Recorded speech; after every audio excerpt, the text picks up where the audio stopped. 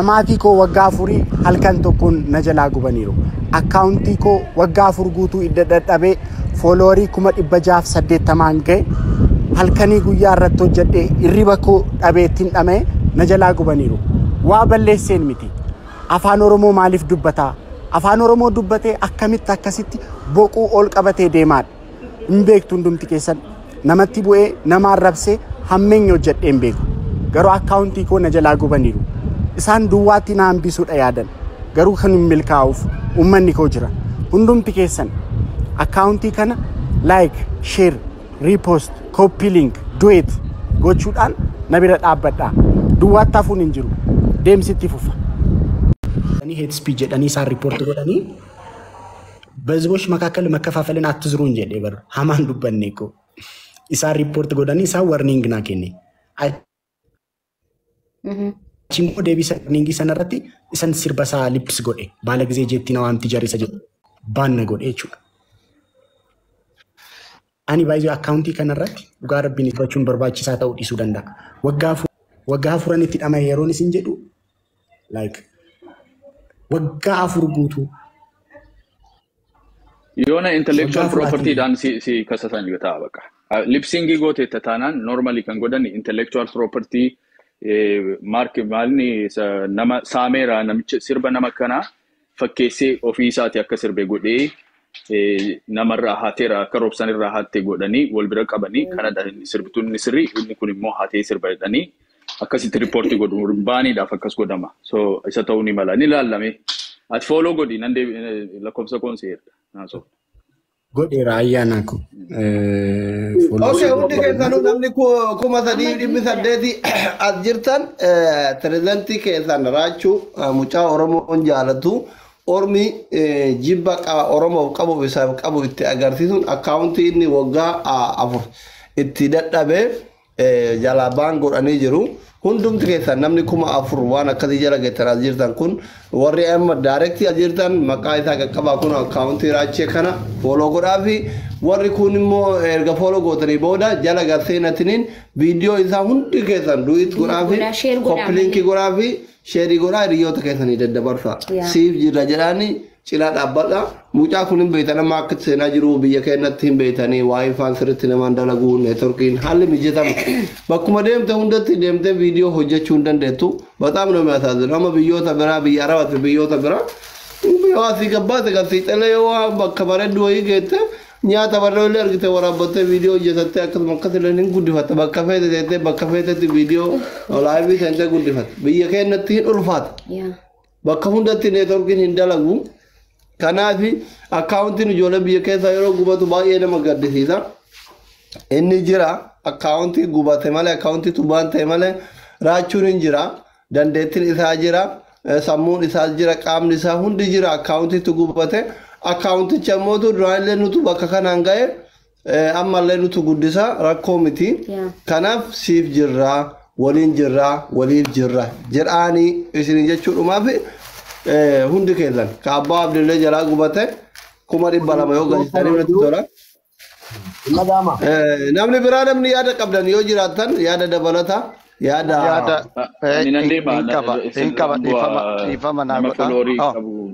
ifama nagaatti oola ay kapiteen akkam akkam ayyaana nagaa jirra baay'ee qaban jiru as jalas waan jiraniif isaaniin gashii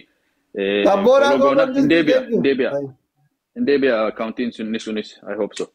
Isarratto jenna isa kanas follow godhaa baay'isaati fayyaata ulfaadhaa maakii fi asli immoo baay'een isin jaalladhaa jabaadhaa mubee hundumtuu keessa.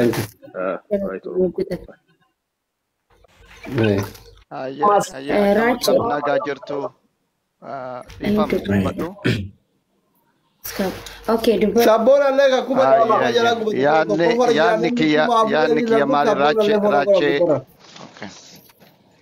raachee akka malee gadde abshir inni deebi'a wanni dabarsuu barbaade tokko maali yeroo like violation like yeroo namoonni akkanatti report godhaniitiin appealing inni duraa dhufu yookaan violation inni duraa dhufu ignoring godhina yeroo mara yeroo appeal ka jedhu yeroo dhufu appeal godha yaada keessan wanta daragame san reason kennaafi wanni wan maaliif amma karaachi wanni cufameef dhibbatti yeroo sadii sii kennanii yookaan yeroo lama sii kennanii violate goote jedhanii yeroo sii erganii appeal yeroo jedhu yeroo hunda ignoring godhina biran dabrina appeal san appeal godhamuu qaba appeal yeroo gootu reason kenniif reason atachitti gootu san godhuu fi yeroo san gara agentii or customer service achi darba kun algorithm is like server yeroo ati wanno gootu kuni already programmed godhanii tin haalli itti dalagu TikTokin programmed godhame programmed language katabame language sun server rat save katahe yero violate tahu number qaba number equal to this if this kind of violate have been reported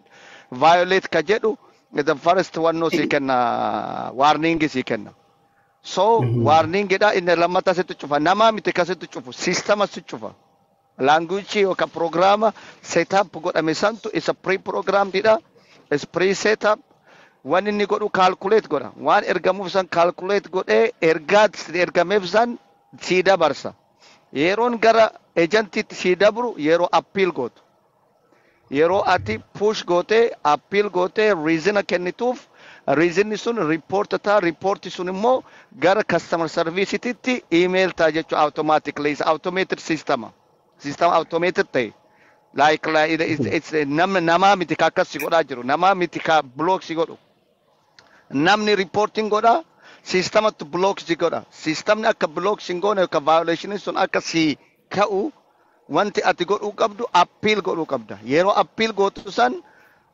reasoning ati katabde sun automatically Gruppii bananiitu. Akkaawuntii tokko lama fakkeenyaaf akkaawuntii cufuu barbaadan gruppii qabu. Gruppii isaanii keessatti liinkii abbaa cufuu barbaadanii deemanii ni gashu. Riipoorti godhaa. Namni 10,000 dhufee yeroo tokkotti yeroo riipoorti godhu balleessuu baattees akkaawuntii kee cufamaa jechuudha. So nutis amma booda keessannaa erga jira bakka akkaawuntii keenya lachuu guyyaa tokkochi waliin guban san. Gruppii guddaa qaba jedhu gruppii guddaa Twitter keessaa qabanii achirratti nama akkaawuntii isaa kubuu fedhan share godhanii Telegram irraa kan abbaa abdii sida wallanii kaasuu didde abbaa abdii hin gubna isa jedhanu barreeffama wayii moo waan ta'e wayii argee footoo kaasee sida wallana jedhaa kaasuu diddeeti. Okay. Racha guys.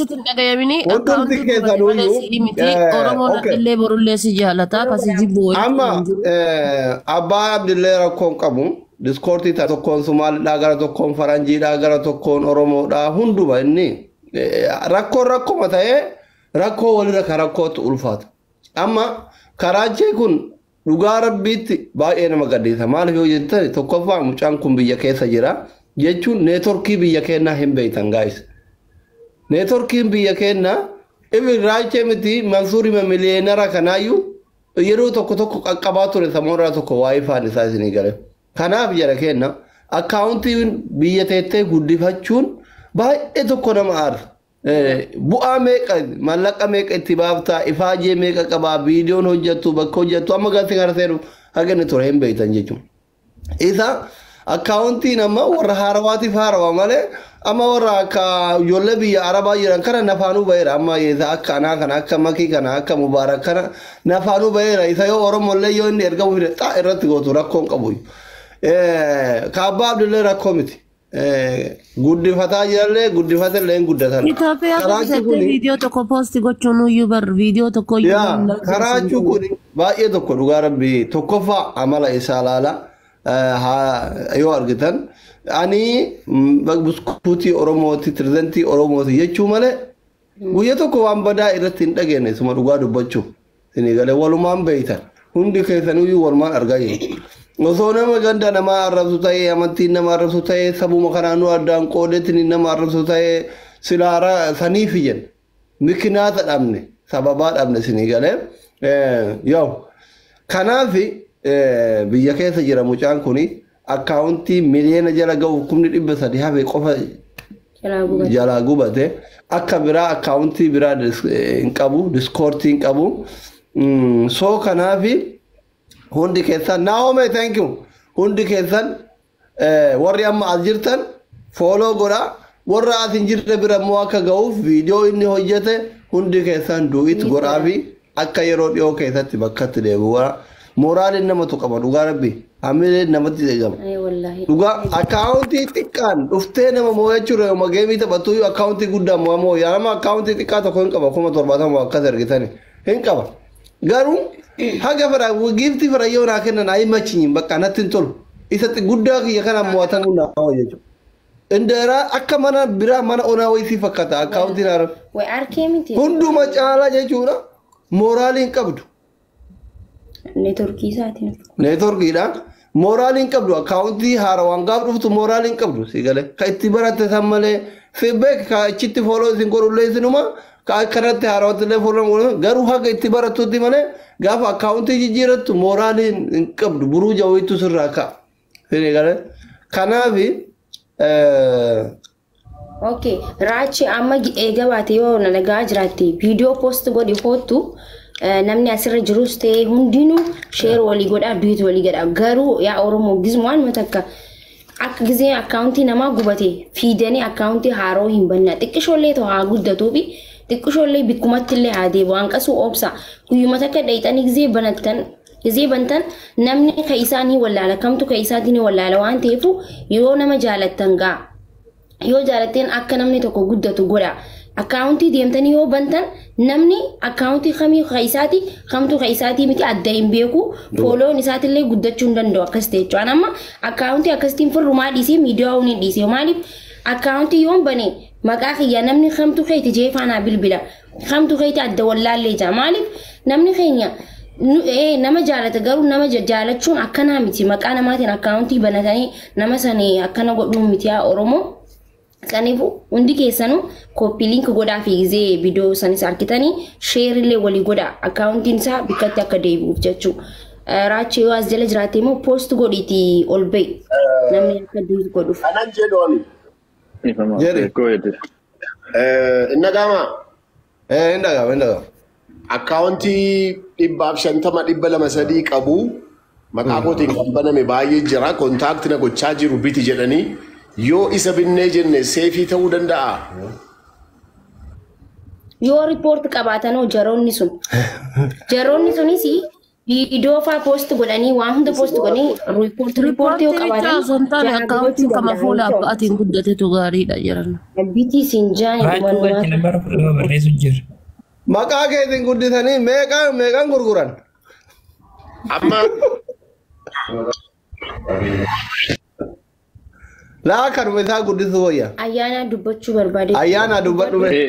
Waan jechuun barbaade maalni akkaawuntiin cufamuun kun egaa namni gaafa si argachuu dadhabu gaaddidduu keessi waraanuu barbaada namni si jibbuunuma si jibbaa kun akkuma jirudha. Garuu immoo reporting systemiin isaanii iyyuu TikTok kun reportingii fi akka itti appeal godhamu jira. Namni baay'ee gaa namni hundumtuu teknikii isaanii fa'aa waa hubatu fakkaata. Namni baay'een nan argaa. Otuma deebisisuu danda'anii guyyaa 2-3 keessatti wanta sirraa'uu danda'u achuma irratti cufame kanaafuu argaan jira waan ta'eef I think bakka itti marii godhamu akka isaanii 5,000 taanee riipoortii gochuuf otoo hin ta'in at least namoonni akkaawuntii ciccimaa qabanii bilbilaan otoo wal quba qabaanne waan biraafis ni ta'a uummata walitti qabu waan akkasiitiifis Telegram irratti gruupii nama 20 ta'u namoota 100,000 akkas ani achi keessaa qabu garuu boonasii naa gootanii nan gala amma argatuuf liqiidhaanii namoonni akkaawuntii ciccimaa qabu amma gidduu kanan dhufe yaadatamti 6,000 qaba ture 7 dura. Amma 100,000 seentee bara. Hin seenne 93 irra jira namoonni I love you jedhee faana naa erga namni tokko piikcharii mataa ta'e ayyaana jedhe. Ayyaana jedhee piikcharii hundi keessa koomii godhan. Na caaluuf deema laali piikcharii koo godhee maqaa koo irratti godhee I love you jedhee immoo anumatti erga. So nama dibak namni keenya isas egaa wal barsiisaa deemna rakkoo hin qabu garuu at least isa riipoortii ofirraa kaasisuu kanarratti sababa isaa hubachuu wal quba qabaachuu kanaafi namoonni akkaawuntii ciccimaa qaban kuni I think marii otoo qabaannee bakka itti walitti bilbilee walii tekstii goonee gaafa waas beeknu akka sirbi kun ifaa amma riipoortii godhameera isaan gruupii isaanii keessa jira nama telegiraamii isaanii nama 5,000 qabu tokko keessa jira daalacha kanatti tan erga tokko si dhufaaruun jedhaan dhufa si nyaachuuf dhufaaruun jedha.